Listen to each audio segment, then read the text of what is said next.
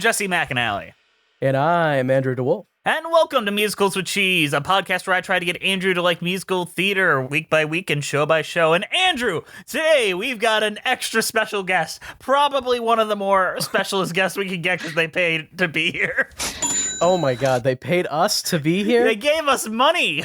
It's like giving someone money to get on a train that you know is going to crash, you know? Or getting, putting money into a submarine that you know is just going to explode.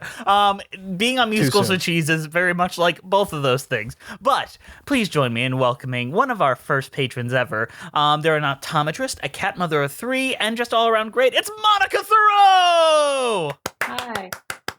Oh, what an enthused entrance. I appreciate it, and we're glad you're here. But you also, I think the audience is grateful. You picked a show that we've had so many requests for over the years, and we just haven't done. And now you forced our hand, and we have to be here talking about the longest-running theater piece in the United States. And I think it's still the longest as of right now.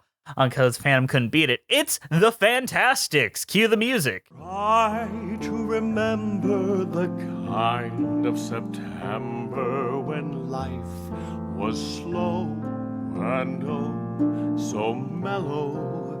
Try to remember the kind of September when grass was green and grain was yellow. Try to remember the kind of September when you were a tender and callow fellow. The Fantasticks is a musical written by Tom Jones, not that one, the other one, with music and lyrics by Harvey Schmidt and Tom Jones. The musical is loosely based on The Romancers, Les Romantiques, by Edmund Ronstadt, which draws elements from the story of Pyramus and Thisbe, Shakespeare's Romeo and Juliet, and A Midsummer Night's Dream, and a very long French word that I'm about to destroy, Donzietti's Les Sieurs d'Amour. It premiered at the Sullivan Street Playhouse, a small off-Broadway theater in New York City's Greenwich Village on May 3rd, 1960, with Jerry Orbach as El Gallo and Rita Gardner as Luisa. The production closed on January 13th, 2002, after 17,162 performances. It is the world's longest-running musical and the longest-running uninterrupted show of any kind in the United States. But Blue Man's Group's coming for you. The plot of which... Is the Blue Man Group even count? Like, the Blue Man Group is like multiple different groups that go around and play. No, it's all the same guys. You just blew my mind. I thought it was the same guys. It's always the same guys, Andrew. It is not always the same guys. No, you can. It's always they play multiple shows at the same time. How could they possibly be the same guy? That's not true. They always know it's me. What do you mean they always know it's you? They don't greet you. Yeah, they do. They wave and they do the same movements they do every time because they know that's my thing. The Fantasticks, the plot of the Fantasticks is 2 rural teens sing and dance their way through a forbidden romance and a dangerous traveling carnival. All right. Monica. What is your history with the Fantasticks, and why did you pick this for us to talk about? I didn't know what the Fantasticks was, and then it's about 10 years ago, I guess, my freshman year of college, which is weird. I took American Musical Theater as my American History credit because I didn't want to take American I would have made the same move if I could have. So I was like a freshman chemistry major with a bunch of upper class theater majors having a great time. And for our midterm, we were assigned a show, and I was assigned the Fantasticks. And I had sung much more in my voice lesson, so I knew that song, but I did not know anything about the Fantasticks. And I went to see it before I actually had to present about it. So I saw it at the Snapple Theater at the revival. I think either during or shortly after Aaron Carter's run, rest in peace, but I did not see him. I don't know who I saw, I'm going to be honest. But I really enjoyed it. I liked the story. I liked a lot about it. I was trying to find my paper so I could reread like what I had said about it, because revisiting it now, 10 years later, I was definitely like, oh, okay, there's like a lot of things I totally forgot about the Fantastic that are kind of weird and maybe I don't agree with anymore. Not that I ever did, but I love the music and I like the simplicity of it, and it's one of those shows that like makes you have to think about it. I don't know. And I felt like you were avoiding it because you hadn't done it yet, and I was like, I'm gonna make them do it. That's fair. That is completely fair. We probably were avoiding it. Jess has this thing where he has a bunch of shows that he really likes and knows a lot about, and he likes to do those shows. Mm-hmm. And then he'll avoid the ones that he doesn't know that much about or hasn't seen or don't doesn't have like. a ton to say. Where the Fantasticks is in the same category as things like Pippin, of shows that I struggle with but appreciate, where it's less of a narrative in the traditional sense and more of characters are metaphors and they aren't like proper characters. And it's not that I dislike them, it's just that I struggle with them and they don't come as easily to me as impactful. So I've seen the Fantasticks several times and I'm like, that was a thing. And every time I'm like waiting for the time for me to really like, okay, this is it. I will know the kind of September and follow. And it just didn't happen for me.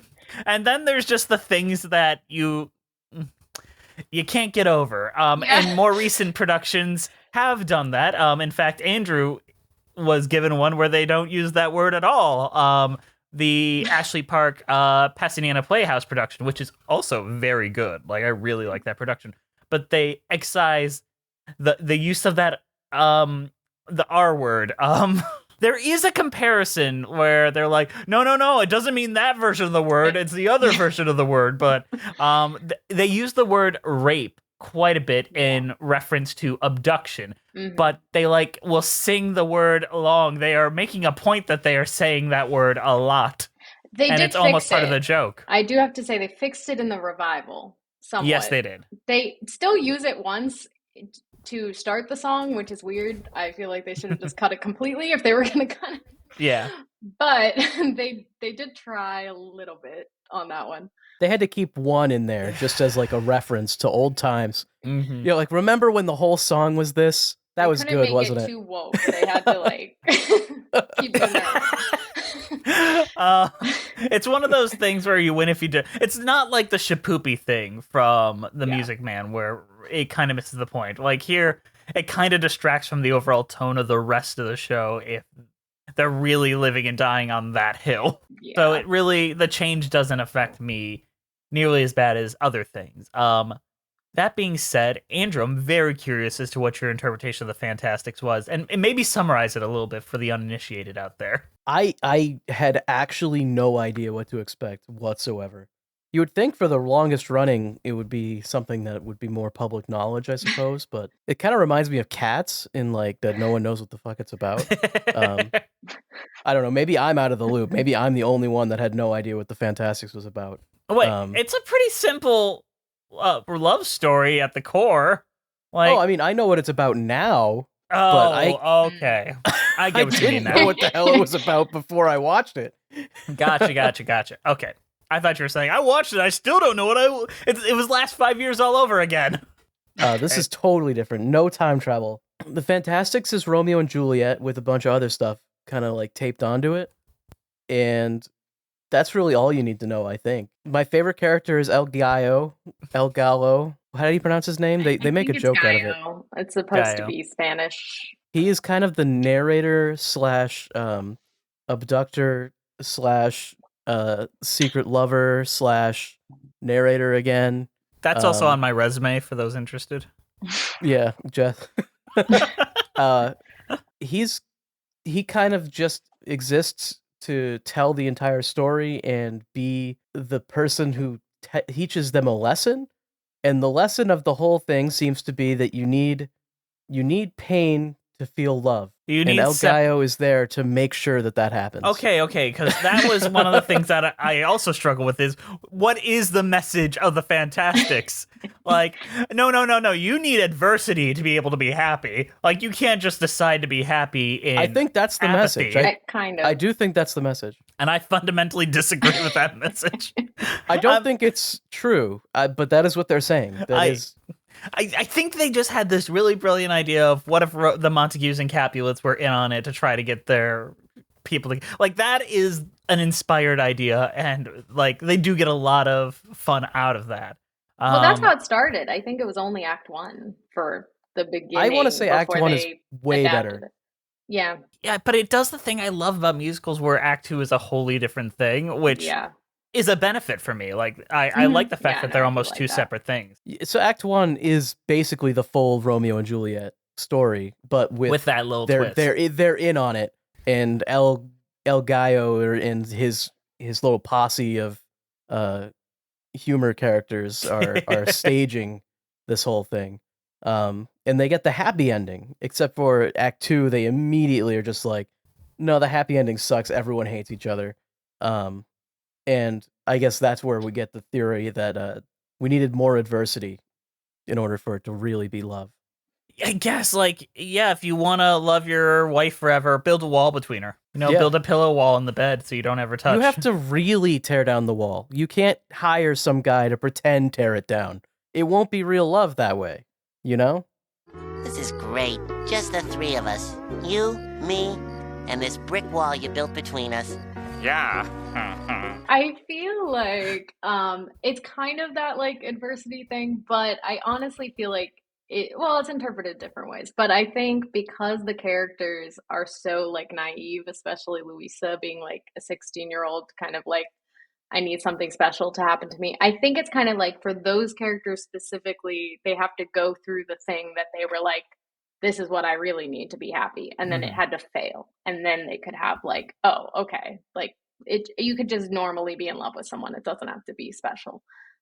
That's like what I take from it more. But I also saw it at like basically close to being a teenage girl. So I mean, sincerely, did you sympathize with Louisa? I feel like I actually like her more now than I did when I first watched it. That's fascinating because I struggle with both of the characters. But, they're all explain. Kind of weird.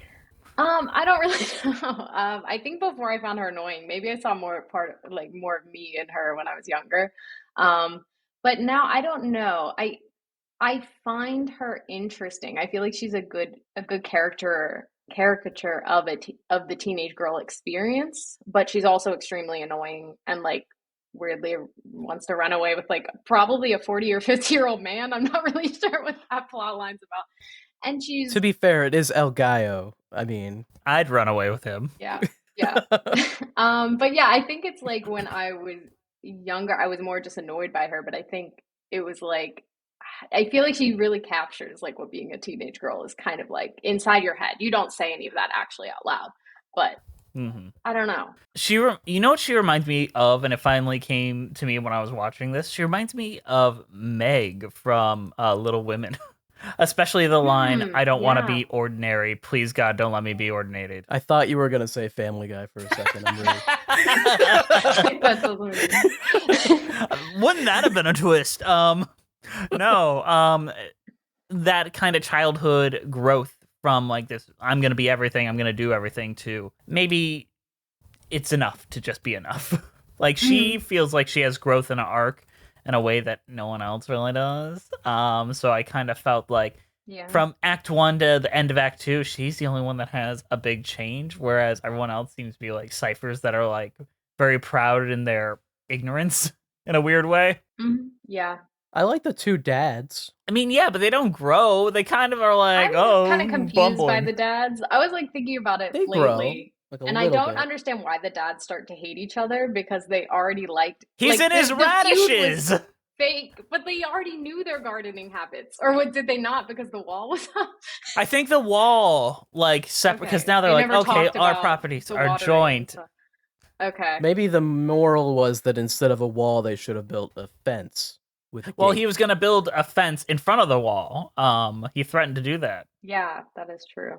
Matt's storyline. I liked the dads because it's very like he gets like tortured, but that's like not really what would happen to you if you went trafficking.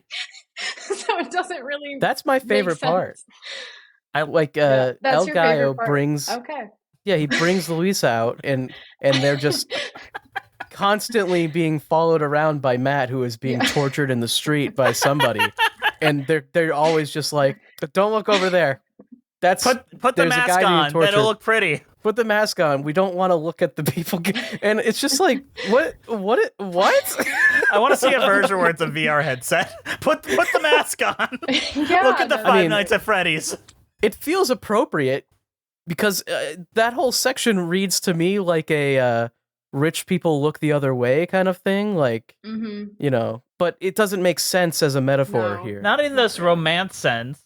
Maybe, I don't know. What do we... this show feels like it's representing 50 different things. She's putting on, like, the fancy mask and stuff, and they're like, oh, look the other way from the people getting tortured in the street. Like, I don't know. It felt to me like a, like, if I don't see it, it doesn't exist type thing for wealthy people versus, like, homeless people or something. I went in a different way, but in the same message, but in relationships, where if your partner tends to go into harsh things, you'd rather look away and focus on your own things and what's good, rather than seeing, like, the addiction or the self-harm that's going on with your partner. It's much easier to think about your own problem. See, I was thinking it more, because this entire show feels very relationship-based. I don't really know what that's trying. I feel like Louisa's arc is interesting, but if you analyze it too hard, it's kind of like, what actually happened here? Because she wore the mask. I guess, like, El Gallo not meeting her is what made her realize, like, I guess I'll go to the dependable guy. I'm not really sure, like, what she learned from that round and round sequence, like, or if it was just for us to ponder. Like, I feel like it was just, like, meta commentary on life. Maybe she learned she was into, like, BDSM and thought, like, this guy loves being tortured. I thought that was kind of hot when I saw it. Like, maybe I'll go with him. I'm going to talk about his tiny penis a lot. SPH, you know what I'm talking about? That whole section is just like, why? I was trying to figure out why he was getting, like, tormented. I couldn't figure it out. Was there an explanation that it just went over my head? I feel like it was supposed to be like he wanted to go out and see the world and learn things, and it went really not the way he expected, and so he ends up back in his hometown with this girl. But it's like, that's not really what would... I don't know. That's not really what would happen if you went and traveled the world. We should have seen, like, at least one part where it went wrong, other than, like, from these other people's perspectives. Yeah. Okay. Here's the way Wikipedia... Wait, Jess gets it. Jess has it. No. This is just a take. Because the way Wikipedia words it is Matt is being beaten and abused by a series of unpleasant exotic employers, meaning he's going off working for different people and getting beaten down while she's at home laughing at him. At least that's how I'm interpreting it based on that fucking write-up. Then what is El Gallo then? The one that doesn't sit in the cuck chair. Oh, so it's a cuckoldry story. I mean, we've already set that up, haven't we? I mean, he kissed her hand and he said, "You're always in the scenes that I want to be in, so I'm leaving." How old is El Gallo? Because Luisa is canonically, like, 16. He's between 50 and dead. That's too old for a 16-year-old. No shit. The thing is, I can't take any of these as real characters. They're not figures. Really, like, real. Yeah. All right, Monica. Here's the hard-hitting question. Okay. Have you seen the movie? Yeah, I've seen the movie. Let's talk about the movie for a brief. So me and Andrew I haven't watched it recently, so I watched it this morning. I did watch the musical Hell review to prepare, like, to kind of refresh my memory on the movie. It's a wild one, but Andrew, I did make Andrew watch the TV special starring Ricardo Montalban first. I've never actually watched that all the way through. They trim it down to an hour. How does it feel? It was okay. It's pretty short. I feel like they got the gist of it all in there though, so it's like, it's okay. And I find that fascinating because with the feature film, which was directed by Michael Ritchie, and it was completed in 1995, but not released until what year, Andrew? 2000, it says here. That's fucking 5 years in post-production. And you know who did the final edit? I could just try to read it, but honestly, it doesn't say. It's Francis Ford Coppola. He edited the final version, cut out an hour of it. So he cut what is a 2.5-hour musical, and they shot as a 2.5-hour musical to 86 minutes! Oh my god. But where is that time? I could not imagine that movie being any longer. I agree. It is a baffling watch, and I both feel like I didn't lose anything, but I also got nothing out of it. Yeah.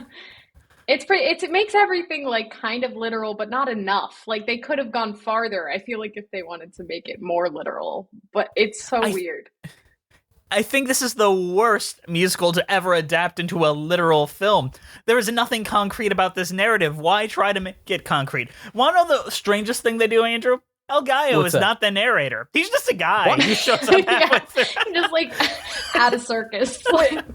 That's like the whole point of the show, in my opinion. Like, if you don't have that, then why even have anything? And it starred, what's his name? The famous boy, Joey McIntyre. Yeah. He's I from remember. some band. Yeah. Is El Gallo still like 50 and he still dates the 16? Yeah, that he's happens. still- Oh, yeah. Except for now it's literal though. Yeah. But she does not look 16. But She she does says not. she's 16 still, so it doesn't really change. Oh, it was starred one of the guys from New Kids on the Block, Joey McIntyre. Oh, that was it. It was a critical and box office failure because, I wouldn't. But there are still some good Wait, things. did it I go think to Joel Grey. theaters? One theater. Oh, okay. Just for, legality. It's not a good watch, but it is fascinating. It is. No, it's like interesting, but it's terrible. The TV version wasn't that bad, so if you want a shorter version, I mean... Now, in the TV version, do they have the actor and the Mortimer, the death specialist guy that I don't want? Well, we'll talk about him if we have to. But do they have those two characters?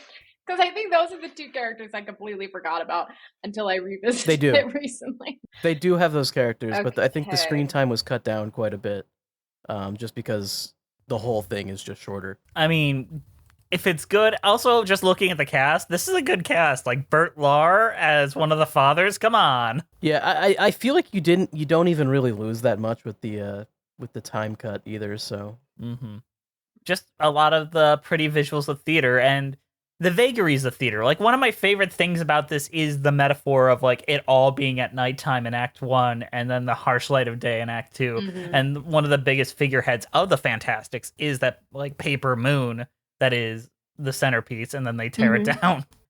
And none of those things will translate into anything other than stage. Which brings me to my next question. Why do you think it lasted so long? Why do you think it left such a cultural impact? Why is Try to Remember a theatrical standard to this day? I think it lasted so long just because it's seemingly cheap to put on. And so they could go years where it did kind of bad and just keep flat. And also it's kind of, I was gonna say it's inoffensive, but I don't think that is true. There's that You one think it's thing. inoffensive to a lot of theater goers demographic. I think it's definitely the budget is a big factor. I completely agree there. But I also think it's just really simple and kind of light and comedic, which tourists and things like that, they like that type of stuff. That's why a lot of these long running shows are never that great. They're just really simple. So yeah, like Cats. And also there is the star factor. They could just drop whatever stars in there because none of these songs are the most difficult thing in the world to sing. And it's not, and a lot of it just relies on charm rather than vocal technique. So you can slot in a Liza Minnelli and Elliot Gould, an F. Murray Abraham, a Glenn Close, a Keith Charles, a Carol Delmas, a Kristen Chenoweth, a Burt Convoy, an Eileen Fulton, a Lauren Noto, Dick Latessa, and Martin Vidnovic. Who are all the stars that came in there for stunt casting when, the funds were going a little low. I didn't know. it's just Chenoweth was in it. Was she Louisa? I think so. I guess that's all. Is that the only female role? I guess it is. I think in my production, the mute was a female, but that doesn't really I think count. the mute can be any gender. But speaking of gender, you actually brought up, Monica, the Flint Repertory Theater's version of the Fantasticks, where they make Louisa Lewis and it's two gay men. And it looks I think that idea looks good, but the actual design of it is wonky. I don't understand the set design aspect, but I've heard from the people who have seen it, the reviews, they've said the set is beautiful. I don't understand the bathtub situation. Yeah. But I mean, are they just kids there's playing in the definitely bathtub? a bathtub. Yeah. It's the centerpiece of this. yeah, I feel as though don't something like that wouldn't really change the show in any meaningful way. So Well, the it's cool thing really is easy to do that. that Tom Jones actually was hey, I'm gonna come help you rewrite this for this random remake of it. Mhm. So like he actually helped. I have no idea what all they changed about it, but He said they didn't change much. He said about the rewrites, I knew that it to be done properly it would require a lot of rewriting, especially the lyrics. The more I thought about it, the more interesting it seemed. And when I actually began working on it, I became more and more enthusiastic. I had great fun doing it, and I hope you had fun viewing it. He also stated there was much less changes than he thought he would have to do. You just have to regender certain words and you're basically good to go. But it like also there's not much that would need changing. it looks like they changed the fathers to mothers, though. they did. Was another big change, and I like that. Mortimer and the old actor are 2 drag queens, I believe, or 1 drag queen and someone else. But This is the reason. Like, this is where I think non-literal shows are very effective. Where you can kind of do anything and put any glass on it. The thing is, I see a lot of people just doing the original production or a variation of it. yeah, which I don't. Okay, the one thing I really have a take on now is the Mortimer, the like American Indian dress. Yep. It's so weird, and I don't understand why anyone still does it like that, because there's so many productions that are done not like that, and it's so clear that Tom Jones does not care if you keep that in there or not. So I don't know why It's like irrelevant to everything. anybody too, feels but it's just comfortable there. still doing that. But it just sticks out like a sore thumb and makes it so untimeless to me. I agree. And Tom Jones, God bless his soul, 95 years old. A pretty big, like he's done a lot of work for Broadway. His most recent work was the Harold and Maude musical that never quite got off the ground, but I still think would be an amazing musical. You know what? Let's stop talking about what we think. No one cares what we think. Of course. It's time to compare our opinions to those of the New York Theater Critic when the Fantasticks was revived. Only because we want to talk about Ben Brantley. It's time for previews. It's time for previews. It's time for previews. All right, Monica, what do you think Ben Brantley thought of the revival? I feel like he loved it. Okay, Andrew. I feel like he would be middling on this, honestly. All right, let's dive in. So this is from October 24th, 2006, and Ben Brantley said for the New York Times, the truly gripping love story of the Fantasticks is not that of the boy and the girl in the plot's center, but of the undying affection lavished on this bauble of a musical by Mr. Jones and Mr. Schmidt, Mr. Baker, and the producer Lord Noto, who, through sheer devotion and tenacity, turned into a little show that wouldn't die. That is probably one of his most catty openings. But through a combination of seat of their pants, commercial strategizing, and word of mouth, further fueled by a rising cabaret star named Barbara Streisand, who used several of the show's songs in her act, the Fantasticks developed sturdy legs. I tried to summon my stage-struck pre-adolescent self as I watched the current Fantasticks, but he must have been otherwise engaged. What at 9 seemed to be so scenic and inevitably brought on the cynic in this professional critic.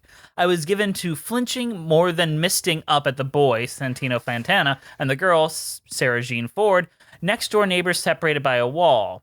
Loved, lost, and rediscovered each other. So I didn't like it. He's like, I thought I'd like it more.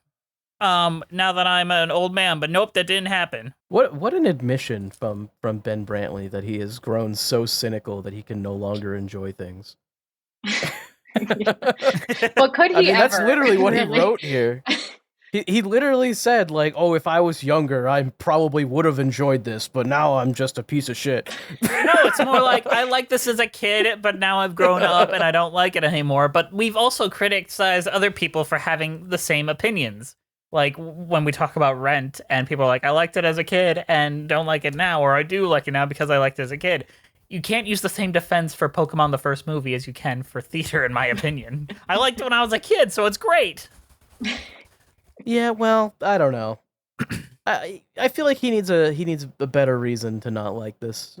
Because is it really that different? I don't know. Who knows? What do you think, Monica?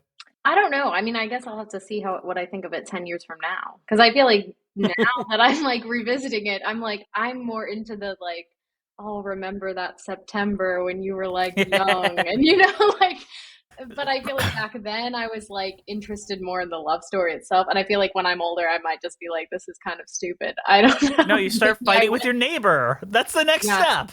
But the I music can't is wait good. until I'm a gardener dad. The music is great. No lying there. But how about we compare ourselves? Okay, with the New York Times critic, that's fine. That's fine. We got to compare ourselves to the real critics, those on Letterboxd.com. It's time for the Letterboxd game. 1 star, 5 star. Monica, Andrew, you're going head to head. Are you ready? I'm ready. All right. I'm always ready for Letterboxd. Is this the because movie then? Prepare to lose. Or does it It's matter? a mix. It's mixed between the movie and the live telecast. So it's a good mix. Are you ready, Monica? I'm ready. Are eyelid kisses really that good? 3 question marks. 1 star. That is correct. And what do you think the answer to the question is, Andrew? Are they really that good? They're exaggerating. As an eye doctor, I think it's just a recipe for disaster. For pink eye. So no eyelid kisses. Is that an official stance from an optometrist? It's just weird. I don't know. All right, Andrew, you're up now. I'm up. Build a theater in space. What? Why? I so don't we have know. the moon behind them. We have the actual moon maybe. behind them. Maybe that Okay, actually makes I sense. see it. So that's a 5 stars, clearly. That is correct. I was actually right. Okay. Monica, you're up next. This was the shortest honeymoon period ever. Go either way. I'm gonna go 5. That was a 1 star. I'm so sorry. This is where it gets tough. All right, Andrew, you up? Yeah. Joel Gray, 2 exclamation points. Cornfields, 2 exclamation points. Masks. They seem excited. 5 stars? That is correct. I cannot believe my parents let me watch this so much as a kid. ... My God, I was so hot for El Gallo. Damn, they remember. Huh. Try to remember. But they rewatched it now. So I'm gonna go 1 star on that one. That was a 5. How? El El Gallo Gallo. is so hot. They're keeping the flame alive. It's El Gallo. Horny goes a long way with these reviews. All right, Yeah. Andrew, you're next. True.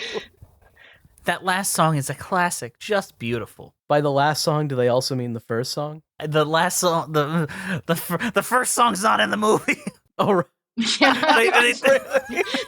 Wait, how do you not open with Try to Remember? Because you're if gonna he's not close the with it? narrator, how would you have him sing it? The movie's a mess, Andrew. Fuck.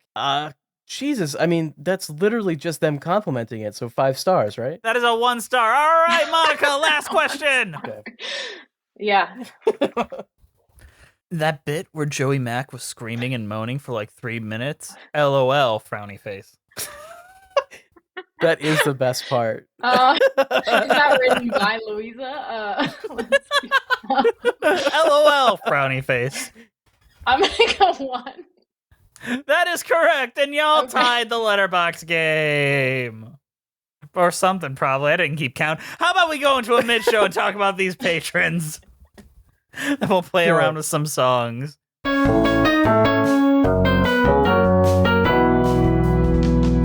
Hey guys, sorry to interrupt you in the middle of the show, but we've got a shill at you. Today's show is brought to you by the extremely kind donations by our donors over at Patreon, much like Monica Theroux. Andrew, tell us a little bit about Patreon. Actually, no. Monica, tell us a little bit about Patreon and what's going on over there. On the hot seat here, you I'm don't like have an to do this. absent patron, so I don't know. I'm too busy in healthcare. Not to use that excuse. You get commentary tracks. We Yeah. have extra podcast episodes. You can get access to the video versions that are unedited, so you get all the bonus crap that doesn't make it to the episode. You check out our con episode. I'm pretty sure Andrew cut a full hour out of that one. I did cut a full hour out of that one. Our Moulin Rouge episode definitely had a full hour cut out of it. That was the best. We revealed episode. too many. Did you listen Highly to the unedited recommend. version? Yes, I did.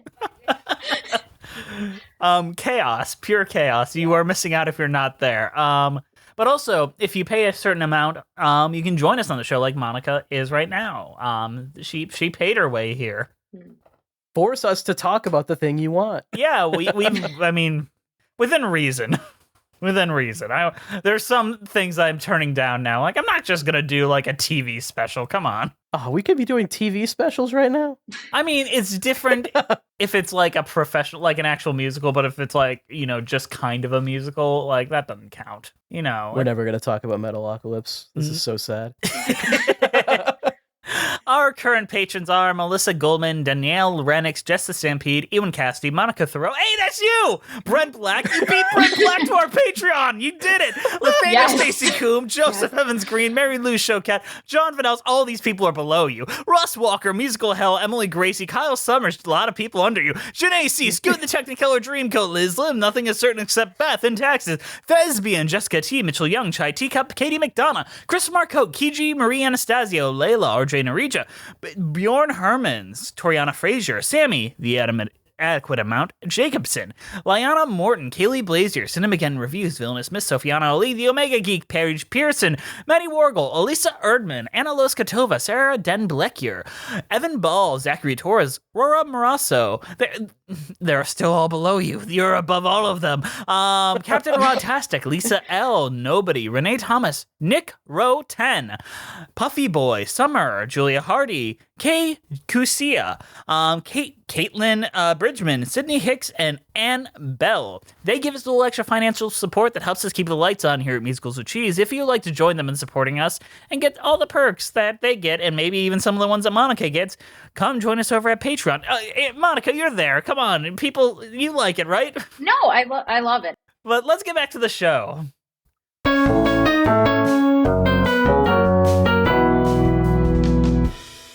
Try to Remember is one of those perfect musical theater songs that will always, it is like a fact. Try to remember the kind of September when grass was green and grain was yellow. Try to remember the kind of September when you were a tender and callow fellow. Try to remember, and if you remember, then follow. It is just perfect as it is.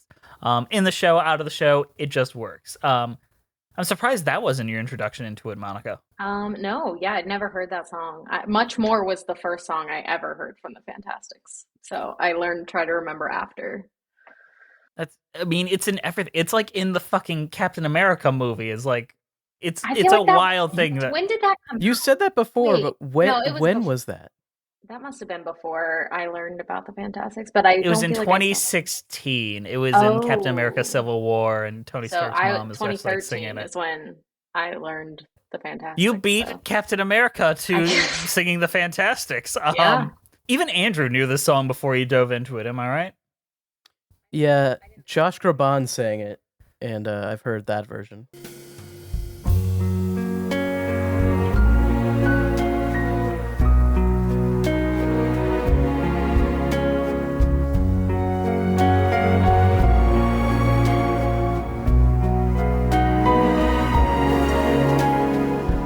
Try to remember the kind of September when life was slow and oh so mellow.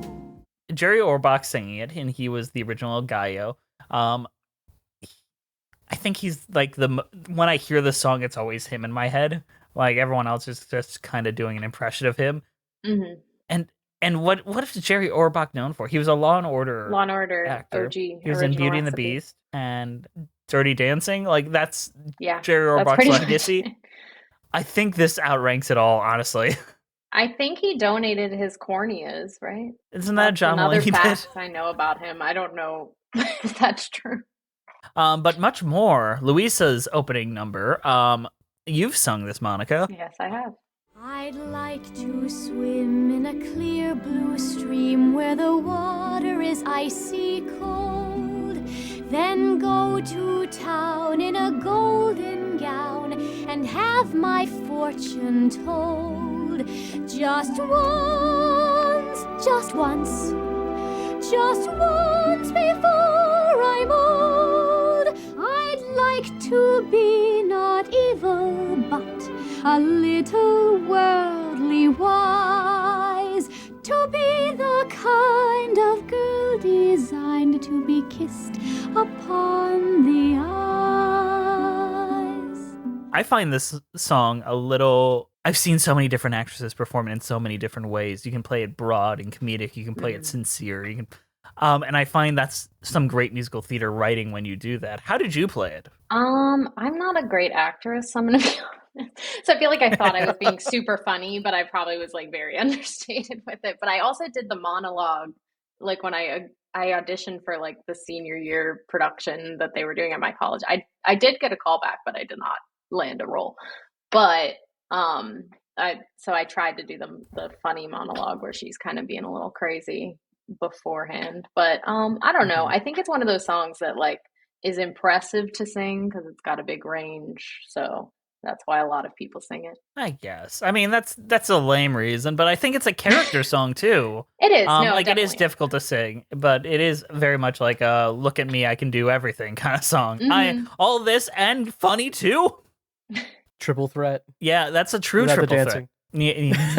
threat. They gotta do the R-word ballet, so Do you want to talk about that song? no, I do not. Wait, the ballet I was gonna or say. it depends on what you pay? It depends on what you pay, but one of them is literally called the R-word ballet. Oh, yeah, ballet, yeah. But it depends on what you pay. I would like to talk about because of that word being said multiple times, dramatically elongated. I don't know how you're gonna edit this in, Andrew, but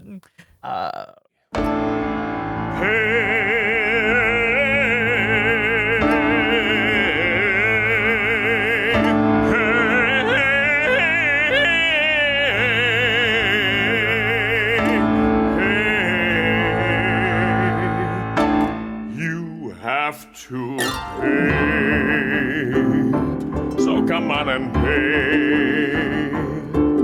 With the obvious open schoolboy chase, with little mandolins and a fast embrace, a childish prank, it's little in request, a first-class raid, that is what I would suggest. Just try to see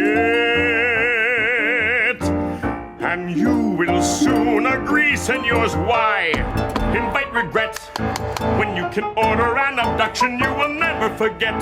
An abduction that's emphatic, an abduction that's polite, an abduction done with Indians, a truly charming sight. An abduction done on horseback, they all say is new and gay. So you see, the masquerade depends on what you pay. It depends on what you pay. Kids will love it. It depends on what you pay. I think it works so much better with the word abduction, actually. Like listening to it. It listens better because it's not horrible, but also it works in the song and you would never know that they had to rewrite it, except for they keep the first line to like joke into it to poke fun that they used to use the R word, I guess. and then it's like to the audience, forgive me, the attempted R word, the abduction, the seizure, the raid, the chase. In your case, I would recommend a first class R word. Terrible. And then there's just random racism It's funny with Indians. and how horrible it is, No, I suppose. the Indian thing I think is the worst part. They really just need to wipe that. I cannot believe he rewrote the song and kept that in there when you could change it to like actors or something. And then you also like have anything but how. the G slur said a lot, the slur for Romani. Like, there's a lot of things that it's a 95-year-old man. I don't think we're gonna cancel Tom Jones, but Tom Jones, get over here. You're canceled. he's like, what? I'm what now? What's going on? I've got He's the like, hey, band hammer I right did that here. gay version with the drag queens. I thought that made everything. I thought that made everything okay. The Plum is Too Ripe is probably one of my favorite Act 2 openers ever.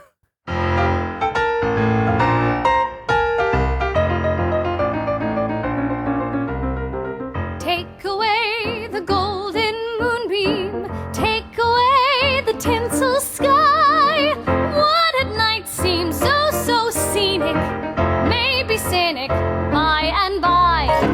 Take away the painted sunset, take away the blue lagoon. What at night It seems all so scenic, maybe cynic, much too soon.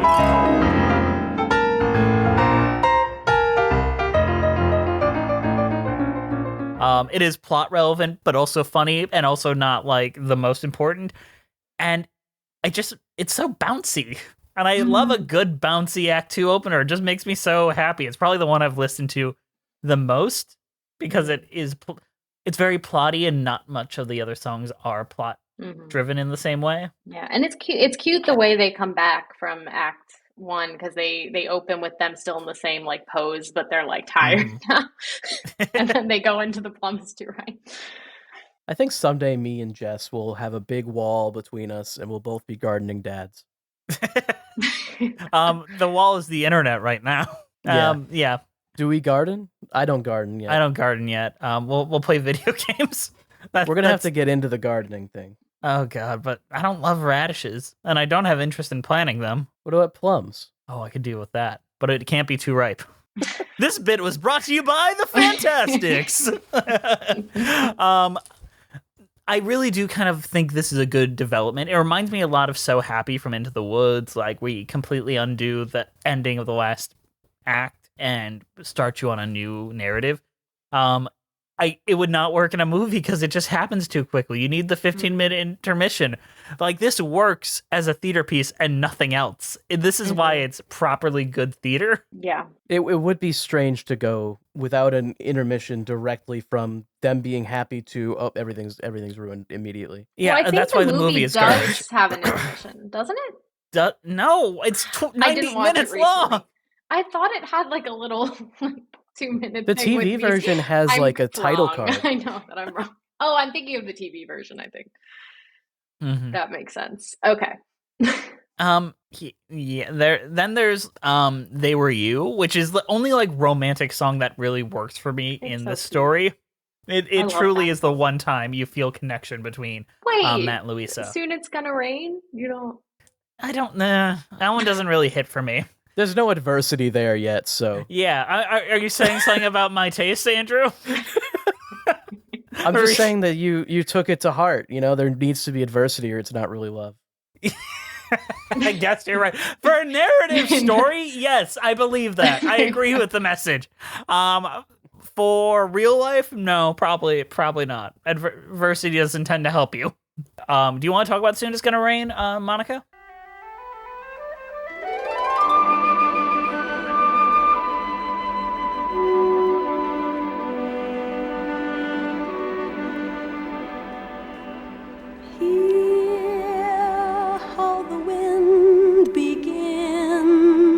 Whisper.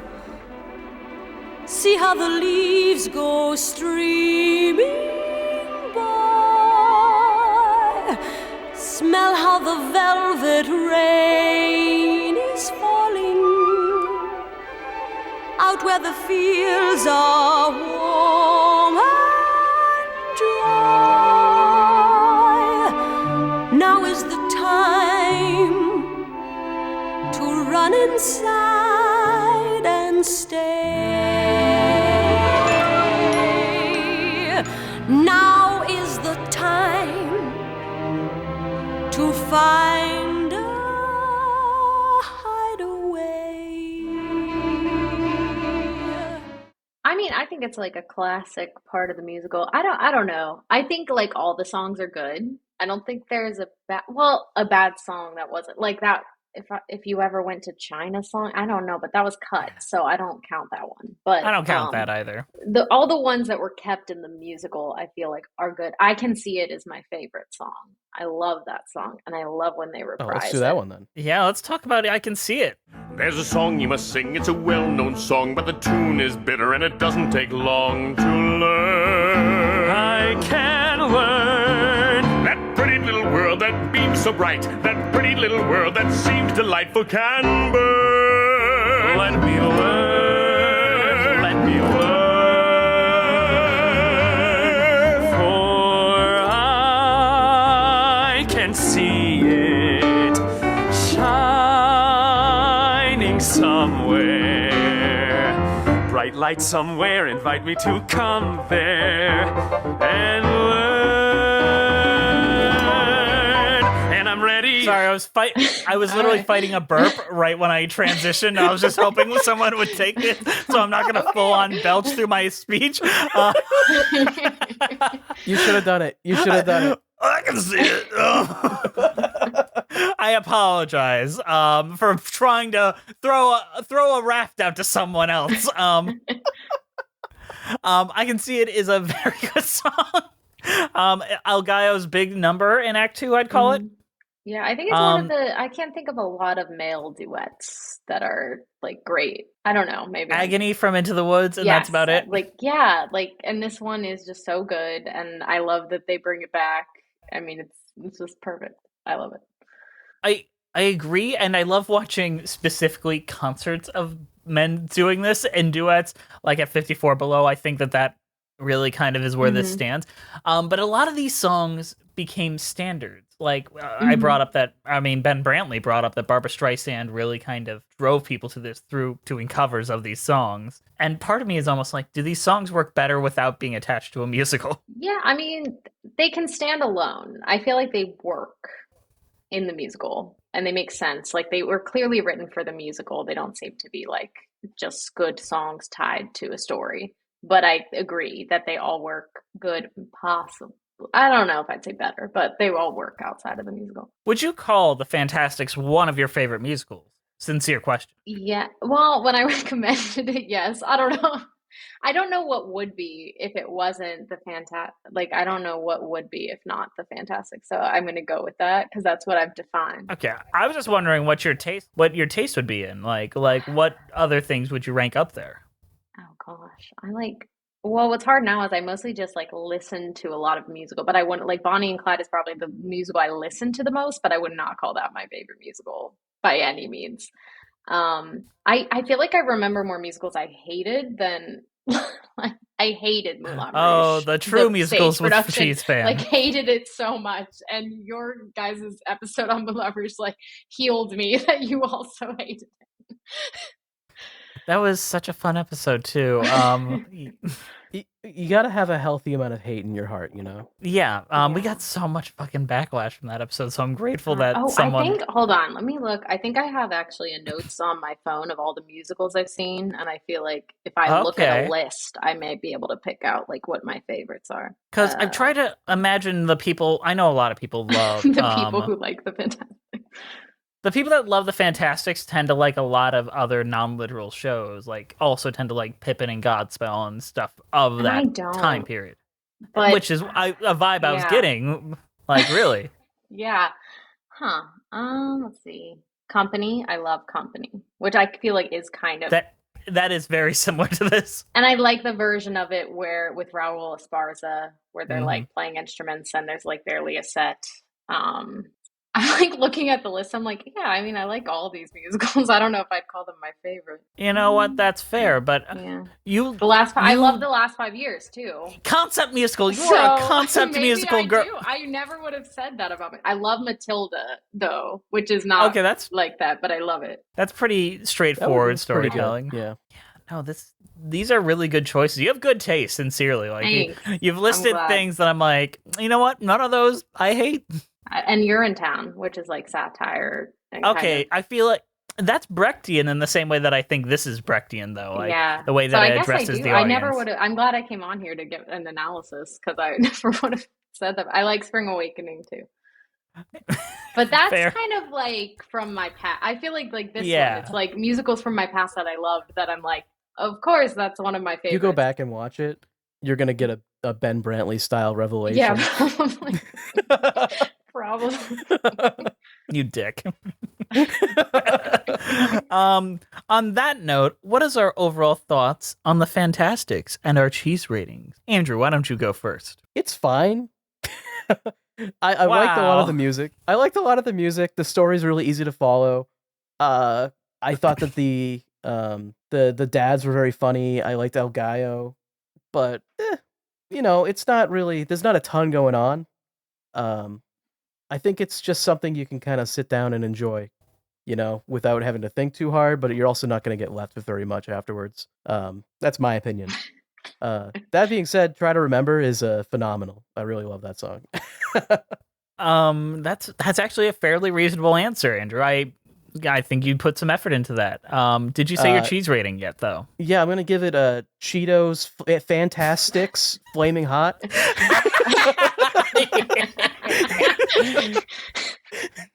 I have this image of Jerry Orbach eating flaming hot Cheetos. Try to remember, just licking the Cheetos dust off his fingers.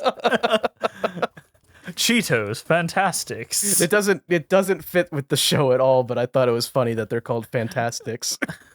He's licking the cheese moon. Is it really ever explained why the show is called Fantasticks, by the way?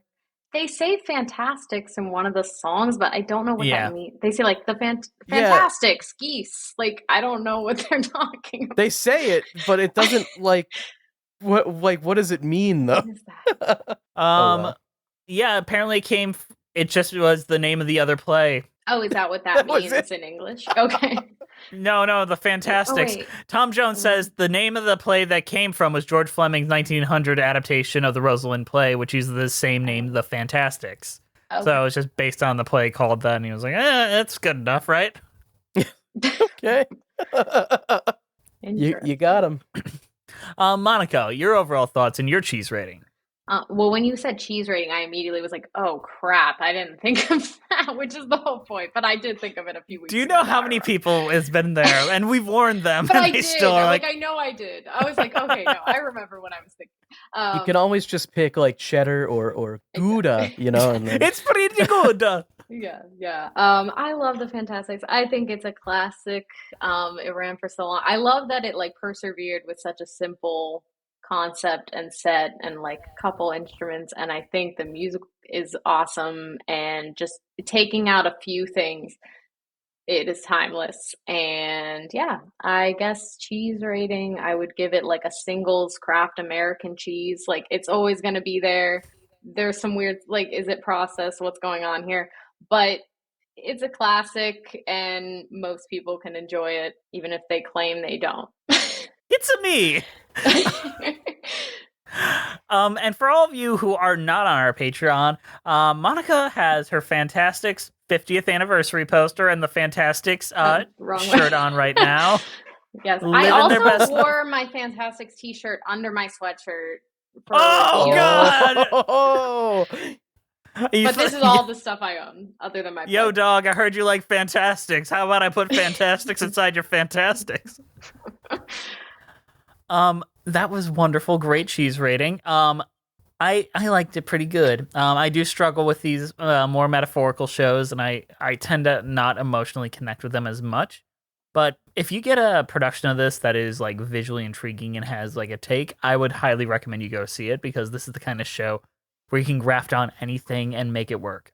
It's when people try to do the original production that it kind of falls flat on its face. It will live forever if we keep doing fun things with it, which we should. So I am giving this a lacy Swiss piece from the September Farm Cheese Factory in Erie, Pennsylvania. Let's try to Near me. remember the September Cheese Factory. On that note, Monica, anything you want to say to the people? Anything you want to promote for people so they can come find you and follow? I mean, not really. I kind of had like a jokey question that's probably going to get cut out. No, ask I it. didn't look it up, but did Nostalgia Critic do a Fantasticks episode? Wow. I didn't check, but I'm kind of curious.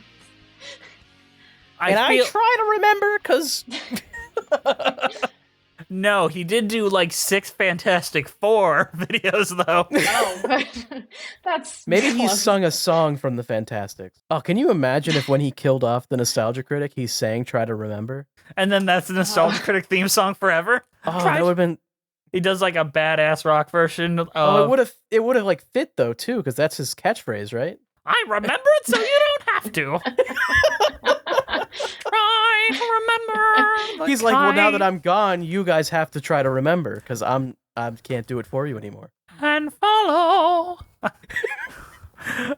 Me and Andrew share a lot of memes throughout the day, and recently sent him My Way AI cover by Doug Walker, and I want that, but for Try to Remember.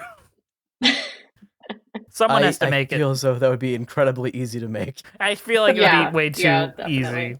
Oh my gosh. All right. So this was a lovely, lovely time. And I know Doug Walker did not review the Fantasticks. Wish he would. Yeah. It's not like Dunstan checks in where it's like the easiest of easy targets. Well, the musical Hell review is good of the movie. Oh, if yeah. anyone wants to go find that, because that's funny. Musical Hell review of most things is better than the originals often, including our show. Honestly, sometimes when when we covered Man of La Mancha, I was like, just watch the Musical Hell review. That's probably better. You know what's definitely better though? What? Our wonderful patrons. Thank you guys for listening. Please follow us on iTunes, Spotify, and I just got the email today. Stitcher is shutting down, so we won't be on Stitcher anymore. At Musicals with Cheese. iTunes, Spotify, and I guess Google Play, if we're counting that. We're going to have to only say 2 things. That's going to take getting used to. Yeah. I've been saying the same thing for 5 years. This is going to be very difficult for me. Please follow us on Twitter at Cheesy Musicals, Patreon Musicals Cheese, Instagram Musicals with Cheese, YouTube page Musicals Cheese. We have a Patreon-only podcast called Patreon with Cheese. Check that out if you're interested in that. Email us at musicaltheaterlives@gmail.com to tell us how wrong we are about the Fantasticks, because you did it once in your high school, and now you're deeply, deeply connected. Our keeper of the cheese is Juliet Antonio, and I'm going to give you a little ASMR as a little gift. And follow. Our theme songs were created by Robyn, Nash of IOU Music UK. Thank you to the Broadway Podcast Network for having us on the platform and for not kicking us off for, it depends on what you pay, being a song that exists. We didn't make it, but we definitely had to reference it a lot. We'll see you next time on Musicals with Cheese.